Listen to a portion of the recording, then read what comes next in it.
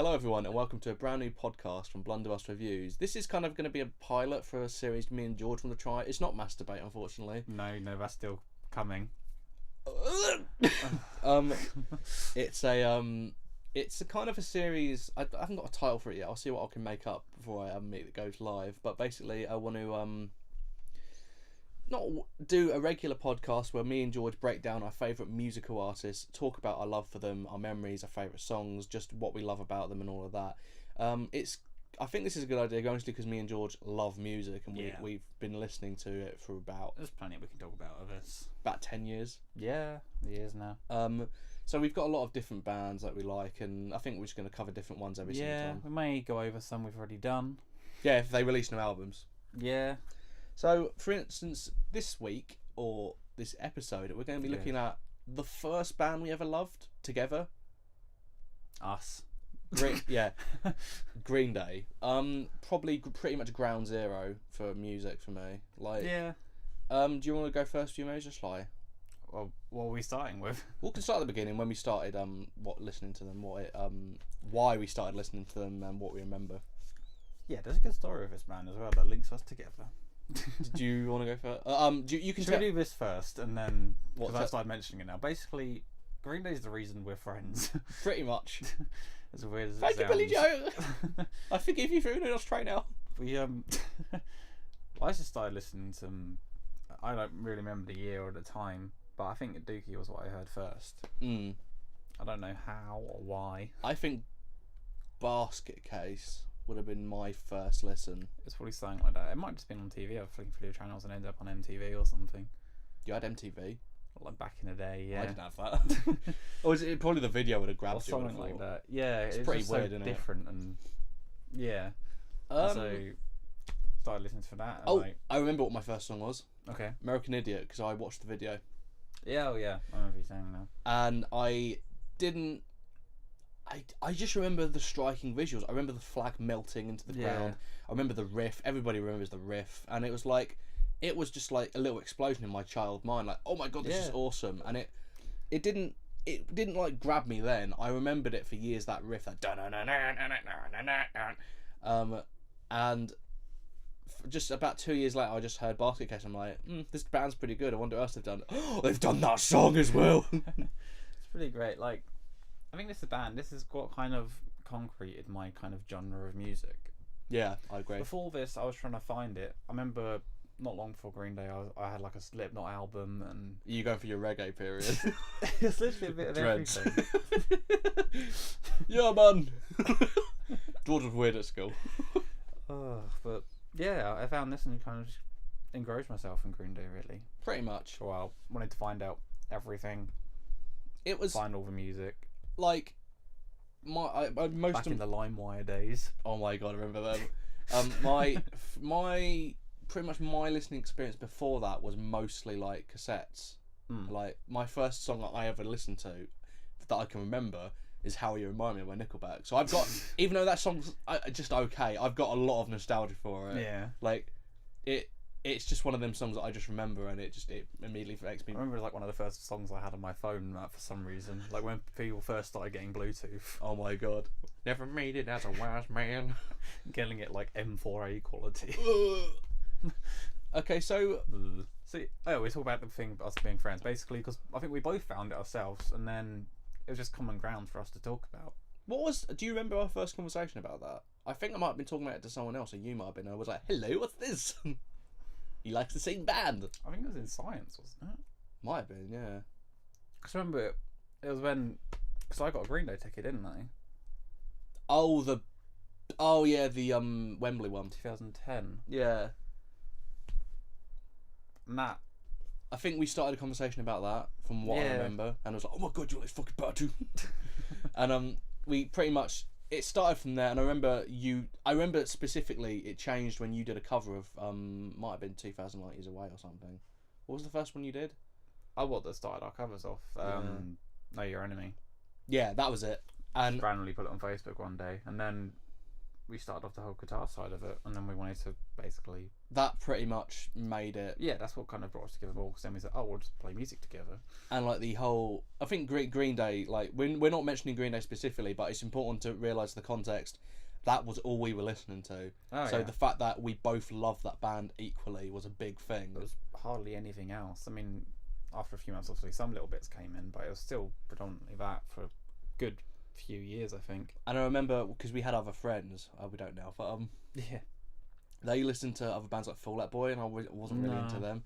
But we could do it. Green Day, like other people, like I remember specifically, do you remember Chris Ansel? Me and him had a love for Boulevard of Broken Dreams. Could not get him into any other Green Day song. Yeah. But like, yeah. And he likes stuff like Skillet, and I hate Skillet. All of that, yeah. And then we just shared that same love, and it was interesting. Yeah, it was just that. And it was an interesting time, because that was just when 21st Century came out. Yeah. And we pretty much obsessed over that. Oh, and, definitely, yeah. And that, like, that was back in the time I was getting like all merch and all this kind of stuff. Never done that for any other band. Still haven't really, to be honest. I remember did you get Green Day shoes? Oh, the Dookie shoes, didn't you? Yeah. I still don't really want to wear because I don't want to break them. Like, it's interesting. Like limited edition Converse. Stop mentioning it. They're gonna get mugged off of you, mate. It's interesting because like it's a band that I can talk about for ages, but like it's okay. Let's move on to something else now. So we pretty much established what we love about them. We haven't described Green Day for people who haven't listened to them. Who hasn't? Well, just do it quick. Might be some people. Basically, Green Day are a pop punk band from Oakland, California, and they started in 1987. Yeah, around now. And they pretty much made all fast punk songs, and then by 94 they were moving more to a pop punk direction, so they had poppier songs. Yeah. And now, I guess you could still say it's kind of ever changing, really. They're more of a rock band now than a punk band. Yeah, I mean, like, say that. Like, I like Billy Joe, but I think the fact he calls himself a punk is a little bit. You're not really, because to be punk, quote unquote, is just a different. It means different things to different people. Yeah, everyone has their own version of it, I think. To me, it means punching yourself in the face and drinking your own piss. But that's beyond the point. I guess it's more the British version. Yeah, isn't it, to be fair. Exactly, and it I don't know, like they're well known for quote unquote being sellouts. I don't believe that. Yeah, the whole kind of Gilman Street thing. You know a lot about that. The Gilman Street, for people who don't, is basically a club which only played independent music. Yeah. It's quite a big kind of punk place, really. Only played punk music, and if you were signed to a major label, you were banned from playing there. Yeah, they were kind of massive in that scene. Oh yeah, for a while. I read somewhere around their first kind of album. I read somewhere that Gilman Street is responsible for Offspring, Rancid, Green Day, pretty much all the big punk bands. Notice I didn't include Blink-182 there. And they pretty much came from that scene, so they had a snotty kind of attitude, and like it was kind of when you're a teenager and you see like, oh my god, this guy just swore on TV. It's like it blows your mind a little bit. Pretty cool. But yeah, as soon as Dookie came out and they went mainstream, that was it really. Pretty much, they got kicked out of there, got on their bikes and moved forward. But yeah, it went better from there really. Yeah, that's what I love about them as a band. It went massive really quick. Yeah, it's looking back at it. Do you think maybe that's a culture thing? Because Kurt Cobain had just killed himself, possibly. And they needed a new band to kind of form around. That kind of music was still pretty big, yeah. Well, kind of punk and rock, alternative and shit like kind of stuff, yeah. Yeah, it's kind of interesting because I reckon that there's such a cultural band. When I say cultural, I mean they came along just at the right time. Yeah, some of the older stuff. Definitely, like looking back at like that Woodstock thing and the massive like mud fight and all stuff like Still that. Makes me laugh. Do you know the story of Mike about that? Don't you? Right. He got tackled by. You can see him in the back getting tackled by security because they thought he was one of the fans, and he broke his tooth. Oh man, and that's pretty much why I think they're famous because they came along at the right time and they just had a good musicality to it, and it was a bit more quote unquote sophisticated than other punk bands, which was basically punching yourself in your head and drinking your own piss. Yeah, definitely. No, they weren't like the whole mental side of it. They weren't fucking goats and all of that. It's basically what punk in Britain means. Yeah, pretty much. To wear DMs, leather jackets, cut-offs. Maybe not cut-offs, but like leather jacket, mohawk, and be punching people in the face. Yeah, pretty much doing whatever. They're pretty scary in Britain. Oh yeah. And it like I don't know. That's kind of what I like about them. They're kind of, if you want to get into punk, they're pretty much the band. It's to listen easy to. kind of gateway, I guess, because it's not extreme ever. For all you drug addicts, what I mean is, Green Day is pot, Sex Pistols is hardcore heroin. That's what I'm saying. That's the gateway drug. Yeah. That's what kind of ironic, because they've got so many songs about pot, isn't it? And like the Ramones are somewhere in between. Oh, I feel bad not mentioning them. Okay, they're for a different episode, because I've got an equal love for them. But like Green Day's pretty much ground zero, as we described for us musically. I went into other bands because of that, like the Beatles, the Ramones, Sex Pistols. Funnily enough, Oasis, my obsession with them came along mostly because of that fucking remix, the Boulevard one, which is really good if you can find it. And if you can find that whole remix album, by the way, find it, it's awesome. American Remix, I think it's called, something like that. Yeah.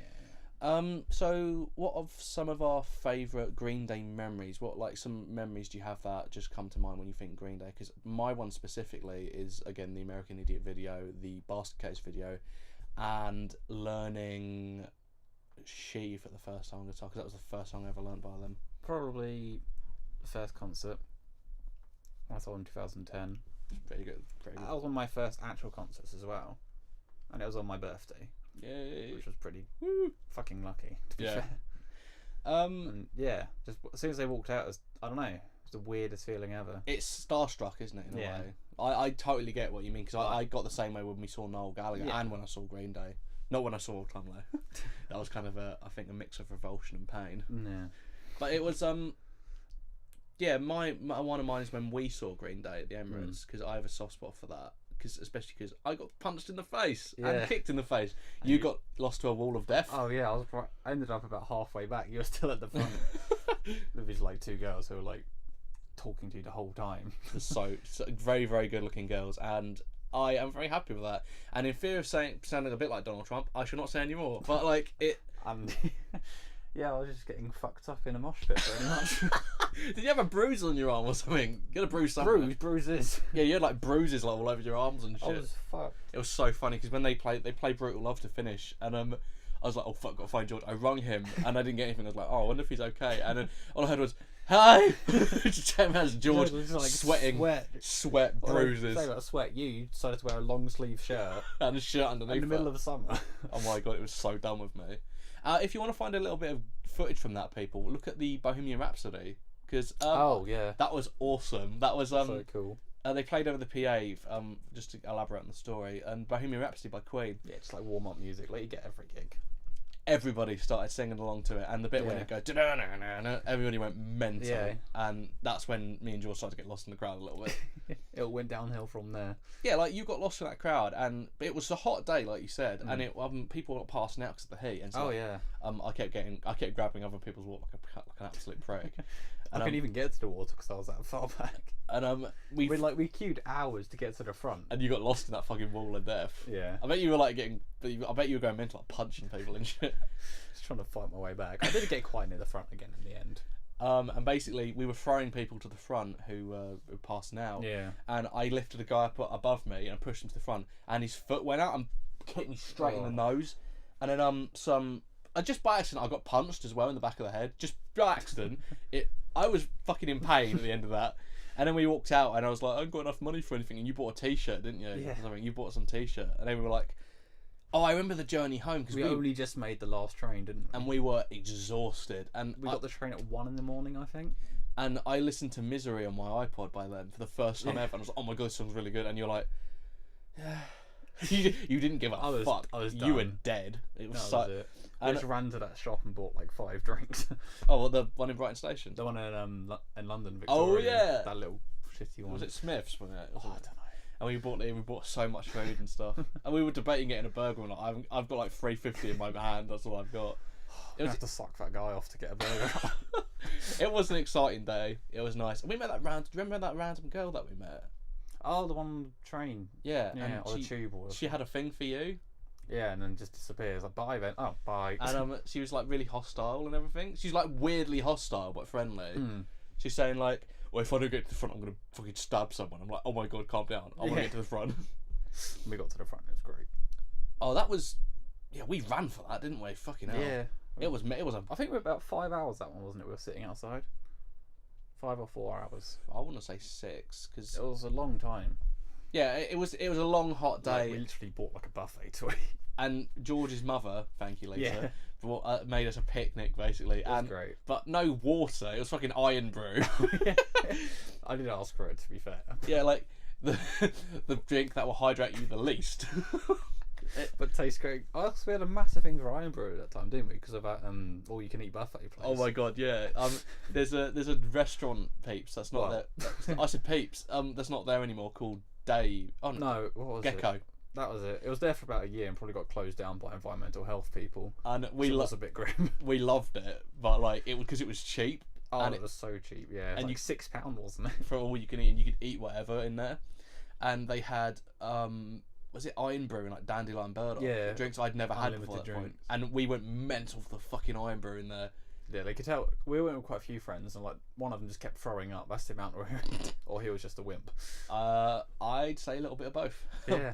Anyway, getting back on topic. What was the Oh, we need actually. I don't know if they have iron brew in America. Iron brew is basically a Scottish energy drink. It's hard to describe the taste. It's an energy. I would say just an energy drink. Well, sure. But it doesn't taste like energy drink. It's basically what Scottish people have that's their diet food. That and fucking Scotch eggs. It's like it was a good. That was a good day. That was a lot of fun. Oh no, I'm never wearing a fucking shirt like that again. No, I'll be wearing it next time. We're going to see them again in February for go to be indoors this time. It's going to be well hot in there. Yeah. So like I'm going to wear a short sleeved and some of my cut-offs. And like let's talk about some of our favourite songs and albums by them. I think we've gone over. I think I mean you mentioned Dookie already. There's stuff from every period really. Yeah, it depends. It's kind of hard. Like early period, you got like stuff like Dry Ice. That's my favourite early Green stuff Day. like that. I love that guitar solo. It's impossible to play though. That 2000 Light Years Away. A lot of stuff on Plunk's actually pretty good, to be fair. That's quite an underrated album. I feel like if they remixed that, it would be a lot better though. Oh yeah, it's definitely one of the best mixed albums. George is you might find some about George. He's got a massive hard on for when an album's really good, well mixed. Yeah. So for example, an episode we will be doing on Pink Floyd in the future. George is going to spend the whole thing talking about how well mixed everything is because he's got a huge boner for it. But specifically the drum sound on the Thin Ice. I do. I really do. I remember specifically, and I'm spoiling this for the Pink Floyd episode, but George was like rung me up and was like, "Oh my god, listen to Thin Ice," and I was like, "Okay, what am I listening for?" And he went, "Just wait for the drum bit." And it I was wearing like really cheap headphones and it fucking destroyed them. Yeah, the bass on that. So, but anyway, I'm not gonna do it now. But like I'd say, like if they remix some of those early albums, they could be about as strong as Dookie. And I think Dookie, my favourites are Dookie, American Idiot, 21st Century, and their new one. Actually, just the amount of listenability you can get out of it. To be honest, I'm pretty similar. I don't sound like I can copy you, but it kind of is. It's definitely the strongest stuff. American Idiot as a whole thing's perfect, pretty flawless, pretty perfect. It's clever. It works. It's musically very tight. The mix is really nice, loud. 21st Century Breakdown's not as clever. They've kind of, it's trying to do the same thing, but it didn't work. It's more of a frame, I find. Well, but I think with that, it's just kind of that was the album that was out at the time we got into them. Yeah, I think it's got some really good songs on it, but like it's solid, but it doesn't. And of course, Butch Vig, Butch Vig, fucking mixing it. It just doesn't have the accessibility. It's not like American Idiot, the whole flow of. I get it. Yeah, that every song felt familiar on there, even if every song was kind of musically different. Yeah. I kind of agree. I do like Insomniac and Nimrod. I really started getting into Insomniac recently, actually. Yeah, I have like a really soft spot for it. What I was going to say was, Nimrod is the one I find hardest getting into. Like I find it hard to listen to the entire thing. Whereas the other ones I've no problem. I don't think I have that often really. It's only been a couple of times. Like I've listened to Insomniac probably about 20 times through. American Idiot well in the hundreds. Oh, easily, yeah. But like, yeah, I like Nimrod. I like some of the songs. It's weird because some of the most popular songs off of it, like Nice Guys Finish Last, I think they're some of their worst songs. That's before Warning, isn't it? Oh, I forgot Warning. I like Warning too. Warning is their weakest album though. It's completely different. I like it for that. I do like some of the style of it. It's quite and the video for Warning. I was like, that was funny. It's pretty funny. I have a soft spot for Church on Sunday. I like that. I like some of the album tracks off of Warning are pretty funny. Misery's really nice. I don't know. Like, I have a soft spot for a lot of it. Yeah, it's pretty much just Nimrod really, which is a bit. Because that's the most experimental, so it's quite hard to sit through. Yeah, I guess. Like the only Green Day song I can never listen to is that Last Friday, that fucking surf song. Oh yeah, that bores the shit out of me. Yeah, there's a few. Like, I think the dog that's barking in the background is agreeing with our opinion. Okay, what about favourite songs? I'm gonna lay down. Okay. What about some favourite songs? I've got a bit of a hard on for Homecoming. Yeah, I think Jesus Suburbia is definitely up there. Oh yeah, easily in my top 5. I like, when we first started playing through it the whole time, like the whole thing was pretty cool. If we had 2 guitars and we've only got the one, we would play through the entire thing for you right now off by heart. We know it that well. Yeah. In fact, that might be a thing we can do in the future. If it's a band that we know quite well, we can maybe do some covers for some people. Yeah. If people want to see, if people want to hear that, just slot it in. Just let us know and we will do it. If you want us to do it, obviously. People have never heard our singing voices. Probably not. No idea would have. No. Apart from in the, was it the Mad Songs album that we've got? What's it called? Mad Tunes. That's it. Right, the theme tunes. Yeah, like that. I will say Green Day inspired a lot of my songwriting. Yeah, definitely. When we were first starting, trying to make music to the point of ripping off them. Oh yeah, completely, easily. I've still got some of those early ones. I think they're all right. It's just the problem is they sound too similar to a lot of Green Day ones. Yeah. Yeah, I'd say they influenced my outlook a lot. I get the kind of that fuck the government thing that they did a couple of years ago. Like that's pretty much where my kind of opinions on politics came from. I'm not going to say like it's perfect and it's really like in depth, but it's a kind of a gateway to looking at other things, which I feel like Holiday is, as an anti-war song, is quite vague, but I get the sentiment behind it, which is what makes me look at other things. So like they're quite interesting. They're a really good gateway band if you want to look at other things and like look at subjects and look at music. They can do it well sometimes. Sometimes it's a bit cheesy. Yeah, it doesn't always work, but it's good if you want to kind of get into that thing of looking into stuff deeper. I like Wake Me Up When September Ends, but that video is an example of ham-fistedness. Do you remember that? Yeah. It's too ham-fisted. The 21 Guns I feel is a little bit ham-fisted as well. Yeah, like not so much, but it's weird because like some of their most like unsubtle ham-fisted songs are some of the most popular, which is I find really ironic. I guess it's stuff that gets pushed the most. Like it's weird how 21 Guns got pushed the most. It's not a bad song by any means, but it's just weird how it's that the most mainstream rocker. That's it. That's what I was thinking. Yeah, that's a song that I like. That's why they push it more. Like some of the early stuff they did. You wouldn't imagine them pushing that if they made something like that nowadays. No, it's a bit abrasive, isn't it? It would just be very cult kind of thing. Oh yeah, it's very kind of like Pixies-ish. But stuff like 21 Guns, they can push it out and it'll apply to quite a lot of people. Even they're not massive fans of Green Day, really. I think they'll still listen to it. I feel like it's one of them songs they're most famous for, which is a shame. Because I feel like there's a lot more to them. I guess that's what people see, and that's why some people are put off, I think. Yeah, that's something we can get into stuff we don't like about Green Day. Actually, I think that'd be a nice thing. One thing I don't like about Green Day, the kind of weird emo thing they do, where they wear eyeliner and stuff. I don't get that. Billy Joe does it. I'm not really sure where that came from. When did American Idiot started, wasn't it? Was it around there or just after? Yeah, Billy Joe started doing it when American Idiot came out. Oh yeah, it was because of the DVD that came with it. Yeah, Put it in the Bible. What's that? He started doing it about there, and he like the suit and tie. Yeah, I get it because he was trying to. The thing about it, that is an image though. If you kind of think of Green Day and what like a look, that's kind of them. The suit and tie and it's something you can put. Mike's best thing. It's like I think you can put it on posters. You can sell it. It's kind of that in a way as well. And the heart and the hand grenade. It just came part of their image, which I think is really nice, and it became something that they're really famous for. Yeah. I don't get the guy liner though. I don't. Yeah. And to me, it got really bad in the 21st century, but when he was bleaching his hair and it looked looked so unnatural. like where quite the young girl fans kind of come from. I think it's that the Tumblr fan base. Yeah, basically, that's an easier way of summing it up. I like Billy Joe. I just feel sometimes he tries too hard to like be a kid again when the guy's in his mid-40s now. Like, yeah, there's got to be a point at some point when they kind of mature a bit, I think. Yeah, what other things can we... some of their songs are a little cheesy, like we just said. 21 Guns, I think, while it's a decently written song, is not good enough to be on an album. That should not have been on that album, personally. It gets worse really. We start looking at Uno Dos and Trey for that kind of stuff. Just filler. But they've even said that themselves, a lot of it was forceful. I feel that sometimes they don't push themselves enough.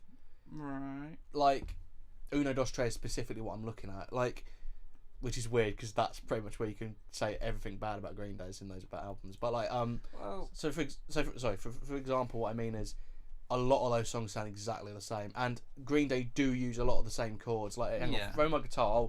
I'll play a thing that's been in about 7 of their songs, like this. Yeah, that's in Jesus Suburbia, Carpe Diem, Youngblood.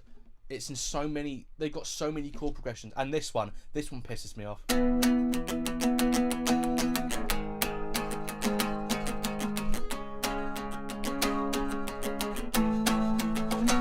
Those. Yeah, that's the problem though. When they're a band that use power chords, how much can you do with them? So they've got Scattered, Letter Bomb, Viva La Gloria, Forever Now. What's that song off of? They've got loads of songs that use that chord progression. It's a problem with them. The more you hear of them, you tend to notice that stuff more. Yeah. Oh, and this one. Quite a few bands are. Fell For You. Saint Jimmy uses those chords. Yeah. It's, again, I'm not criticising for it. It's just, the problem is if you listen to them too much, you start to notice that a little bit. That's kind of just the punk genre thing in a way. Really. Yeah. There's a bit of, there's only so much you can add. What other ones? That's pretty much it, to be honest. Like, I'm just saying that's something I can criticise them for. Yeah. But that's a problem with the genre, not pretty much a problem with them. You can't say it's blame them for it. But Ramones have got that kind of thing as well. Oh yeah, they're massively even worse. They did really weird things. Like they had was Teenage Love Me. Yeah. They did like weird things to break it up, so they would go. Yeah, that's the same song. It's not even the different kit. It's a totally different kit. Or else like the Misfits. They do. I don't know any songs. So I don't know a lot, but I did have a phase where I looked into them for a bit. They're great though. That's something we can talk. Maybe do an episode on them in the future. Misfits. I don't know. Possibly, it'd be a short one, I think. We might have to do at some point. Just do a bundle episode of a few. Oh yeah, like bands that we're kind of aware of. That's a good idea actually. Something I don't like about them as well. They're quite. People tend to think, say for example, that they're amazing musicians, and Mike and Trey are, but Billy's not the best guitarist ever, and I think he can be. It has moments, but like a lot of his solos are this. Yeah, that's not hard. It's like he's shown he can do good solos once, like in Dry Ice. Yeah, exactly. It just never gets reused. But then think of punk bands. There isn't a lot of soloing in punk. Sex Pistols, they use a lot. Yeah. Rancid kind of use a lot, I think. But like, I think that's just a product of the music he listens to, because he said he was a big metal fan when he was younger, so he only knows basic pentatonic scales, and I think he's better at doing solos that don't fit with like what the song's supposed to do. So like, if we have American Idiot here, so like this, so that's in this key. That's in G sharp, so he could do a solo like. That's totally okay. Yeah. He didn't do that. He did the. Yeah. I think that works so much better, and then like he still uses the scale because he goes.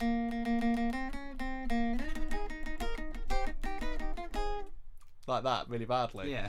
he still used the scale, but he used it in an intelligent way, and that's what I appreciate about them sometimes.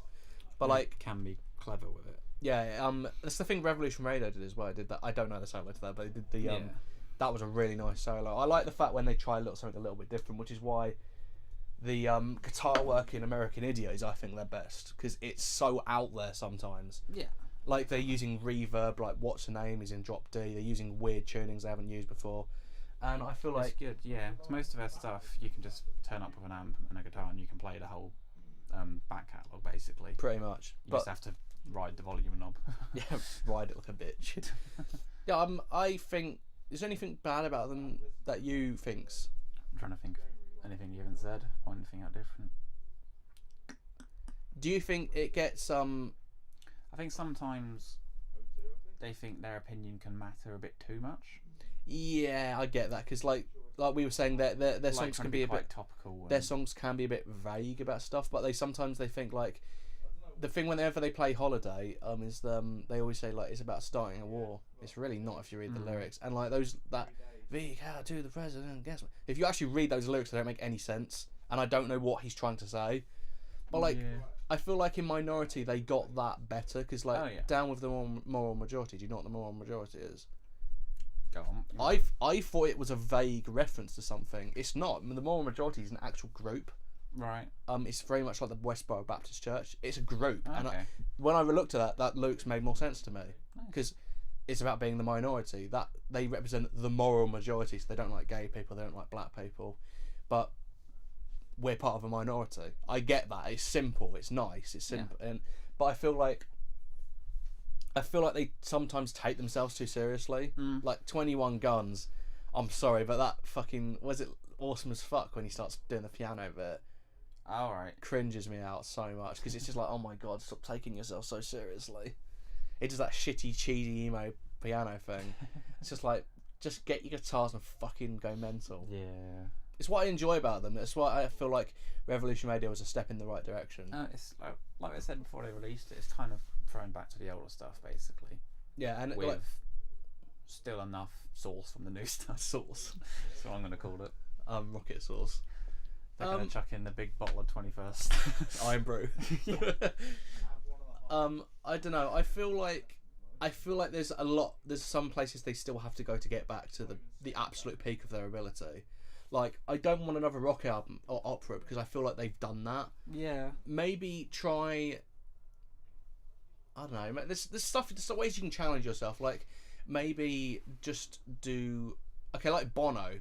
Something I like about Bono is he's a really good lyric writer sometimes, but like he challenges himself. So like, for the first couple of their albums, he wrote in the first person. He would write about their experiences and himself and his spirituality. Yeah. But in their newest albums, he does it through characters. So he makes a character up and writes something through that, and it worked really well for them. And so like for their newest album, they went back to what they liked when they were children. So they did the Ramones and they did stuff like that. I feel like if Green Day maybe changed up the lyrics a little bit, like changed them to mean something else, maybe not about writing characters, because he's done that, but like, I don't know, just something kind of new. It's been the same kind of themes and stuff for a while, really. And that's my biggest problem with them, is something that I mentioned to you before: the buzzwords. The buzzwords do not mean anything. It's just words that he says in a song that he says so many times. He says majority, revolution, stuff like that. It doesn't mean anything. Like, and I'm not saying this to shit on any fans, but as someone who's university educated and who knows what those words mean, they don't mean anything. No, not in the way they use them a lot of the time. I do enjoy their lyrics. For the most part, some of the lyrics are amazing, but he needs to stop using those same buzzwords, because it gets so boring sometimes. When it's been the same for the last few years, especially when you release 3 albums you do straight with the same thing basically. Yeah, that makes, that's about 6 years worth of material for any other band. Exactly, maybe more. And when that's all condensed into a 1 year period, it feels like quite a lot. Not even 1 year; it was a couple of months, wasn't it? Yeah. You tend to notice overlap, and it gets a little bit. I feel, to be honest, that's what I kind of like about Uno Dos Tres. Their lyrics aren't grandiose in any sense. Yeah. It's basically rock and roll love songs, and it was simple songs. I don't know. It does kind of highlight what you mean, though, the fact that it does all sound the same. Especially, again, the mix isn't very good on that. No, it was very compressed with that one. I wasn't a fan of how it sounded. Like when they released Demolicious, the raw stuff, that sounded much better. Yeah, exactly. It's a band, like, we've shot on them a bit in the past couple of minutes, but I adore Green Day. Oh, yeah. I think they're great, and I think they can be really good when they just throw the baby out with the bathwater and just do whatever they want. Yeah, I guess everything's kind of got better since he's got a rehab and all this kind of other stuff. Yeah. The band's a bit of a shit period, which kind of... I would, to be honest, I would take drugs if I wore guy liner. I like them. I love them, actually. Yeah. I feel like they've got some really good characters in that band, like Trey and Mike. They're definitely around a quite depressing time for me. So I used to listen to it every day, basically. Pretty much. I bus to college, Green Day. Don't want to get too personal, but yeah, pretty much, I agree. Yeah. They kind of tap into... That's what I kind of like about them. The things are so instinctual, like Time of Your Life doesn't have to be about anything in particular, but the fact it's called I Hope You Have the Time of Your Life and it has all these lyrics, you can make it about yourself. Like, what was the song I was thinking of recently? There's a song, and George knows, I've had a bit of a thing recently. There's a song, and I'm struggling to remember it now. Oh, Give Me Novocaine. Oh, yeah. Those lyrics just appeal to me. That feeling of wanting to be numb, wanting to get away from it all. It just, it gets me. It doesn't make me, I'm not cry. I mean, like, just got, it got what I felt. Stuff you can connect with. Sometimes. That's what I really like about them. And like, it just sometimes if it hits you, it's rock solid. There's a lot of people they can appeal to, basically. Do you ever think, I know some people sometimes say about them, which is good, like, oh, they're a young person's band, which would be annoying. I've had that before. I don't get like, that. Someone said to me once, like, oh, aren't you a bit old to listen to Green Day? It's like, no. I've just noticed, sorry, your shirt looks exactly the same as the one he wears in the Warning video. It's got it's for people who can't see it, it's like the stripes. Yeah, it's like purple and black stripes. It's what he was wearing in the Fat Billy period. Sorry. You know, he looked really fat. That's what you're wearing. Sorry, go on, carry on. Where was I? Young person's band. Oh, yeah. I don't know if that's really annoying. Yeah, I don't get that. Putting an age to about, sometimes there is like all-time low. They are very babies much marketed at babies, 14-15-year-old girls. Babies. Well, I like if we're gonna say, let's take Metallica. They're made for fucking fat guys in their 50s then, because that's exactly what all those guys in that band are.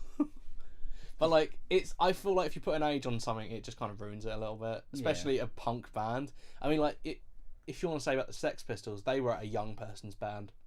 Not now. It doesn't. That kind of thing shouldn't really exist. I get what they mean though, because they write simple songs, so people tend to think it's the babies, but it's not.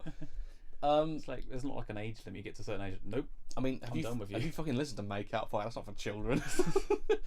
And if you listen to Drama Queen, it's about Billy Joe fantasizing over his daughter having a period, even though he hasn't got a daughter. Creepy. But he has had a period. No. Maybe that was about his drugs. Hey, little Drama Queen. And the period is him having a cocaine nosebleed. I don't know. Okay, enough of that. Yeah. How long have we been recording? Let's see if I can do it without cocking it up.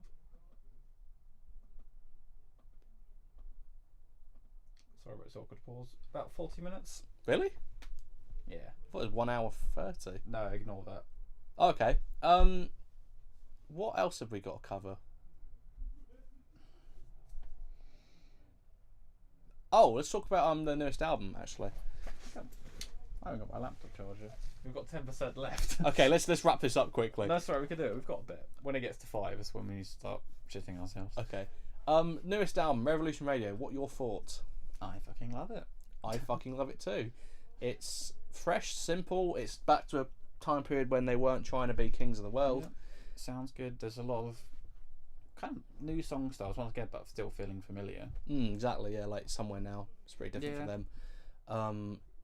Like there's stuff where they sound a bit like other bands at times as well, other than themselves. Name one, because I know exactly. I think I know what you're thinking of. Yeah, pretty much. That's pretty much what I was thinking. Amazing Journey, looking at you. Yeah. It's a boy, Mrs. Walker. Okay, this is the chord progression to Somewhere Now. I'm going to play it quickly.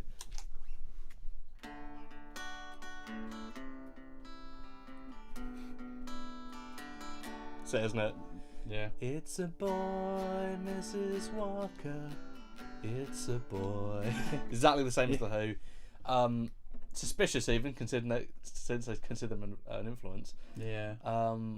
What's the other one? Oh my god, there was another one that really annoyed me. Oh. It's Territorial Pistons by Nirvana. Yeah. And I was an alien. Fair enough. Gotta find a way! Better way! Better way! No, but I can forgive him for that, because that's just going to happen. Yeah, there's got to be some overlap at some point. Yeah, but like, it's Bang Bang's an awesome song. Oh, definitely, yeah. It's really powerful. That's it was the first thing that came out, wasn't it? Mm. What are your opinions on the mix? Considering So they much produced it. better. Yeah. Sounds a lot clearer. In your Doesn't face. sound over compressed at all. Sounds pretty good. Punchy. I think it's about as good as 21st Century. Honestly, it's not going to set the world on fire, but it's a step in the right direction. That's a good gateway. Where they're going to go from here, who really knows? No. I think they might. Honestly, I don't know. That's an interesting It's a one. bit of a weird period, I think, again. Yeah, I can't. There's got to be something big. This feels like it's not a filler album. That's not what I mean at It all, feels but like I said, a step in the right direction. So, Yeah. like, next one's got to be huge. I think, and it's really sad for me to say this, if Donald Trump gets into the White House, we're going to get a fucking good Green Day album. Yeah. Actually, yeah. I don't want it to happen, but by God, the album's going to be great. Oh, so that's another problem I do have with the new album. Again, the lyrics, I don't know what they're trying to say, but the level of violence is not captured well enough in those songs. I'm sorry. Yeah. That's kind of what I feel about the album. It was written about something else, but then that happened. They just kind of added songs to kind of reference it a little bit. Yeah. Maybe that's me being a bit too harsh. Maybe. But I have some really strong favourites on there. Youngblood, I fucking adore. His singing on those songs is great. Oh, he sounds quite good. Good. Best he's sounded in a few years, I think. I love Youngblood. Yeah, what's some of your favourites? I got Youngblood, Forever Now, Bouncing Off the Walls. I really like for the vocal. Bang Bang, Revolution Radio. There's not many that are that bad apart from Thingy at the end. Oh, Ordinary World. yeah, that doesn't. I don't get that. Which kind of just feels like it was chucked in, really. To promote the film. Yeah. That film looks really basically. bad. It probably will be. I I'll give it a try at some point. don't like. Just because I'm interested, but I don't like Somewhere Now. I'm sorry. It's really No? boring. No. It's so boring. I like the use of it in Forever Now, but oh my god, I was listening to them like, oh my god, can we just go on to Bang Bang? Can I actually have some fun here? I quite like it. That's just because you like The Who. And when you listen to it, you're like, it's a boy, Mrs. Walker. It's a boy. It's a boy, Mrs. Walker. It's a boy. Are we on low battery? Well, yeah, we're getting there. We have to wrap this up. Okay, this is it for this first episode. I had a lot of fun talking. I think we can do this for other bands. I think next time we'll see what else we can pick. I'm thinking maybe Oasis or Foo Fighters. Yeah. We'll start off with the biggest ones and then we'll... Yeah, pretty much our biggest. Not like the biggest bands, we don't mean that in any way, but... Our favourites. Yeah. I know one you're dying to get to is Queen. Cause oh god, that's going to take hours. And the Beatles. This could Yeah. take me hours. So we'll see what we can think of for a title. I would love some suggestions in the comments. Yeah. If anyone's still here. Yeah, if anyone's still here. Sorry it's taken so long. What are we on now? 44 minutes. Okay, yeah, I had a lot of fun with this. Go listen to Green Day's new album if you haven't. It's really strong. We recommend Dookie, American Idiot, 21st Century, and Revolution Radio if you haven't ever listened to them. Yeah, once you get used to that, you can try the earlier stuff then. But yeah, it's different. You have to like that style of music. Yeah, it's definitely more punky. So I recommend those albums, and then Insomniac, Nimrod, and Una Dos try after them. Yeah, maybe try American Idiot first because I'd say that's the most accessible. Yeah, Dookie. Yeah, just try some of the biggest ones first because if you don't like those, there's not much hope for you, I'm afraid. Yeah, pretty much. I have to put you down. So we'll see you next time in this music podcast, which hasn't got a name, and we'll see you next time. Bye. Bye.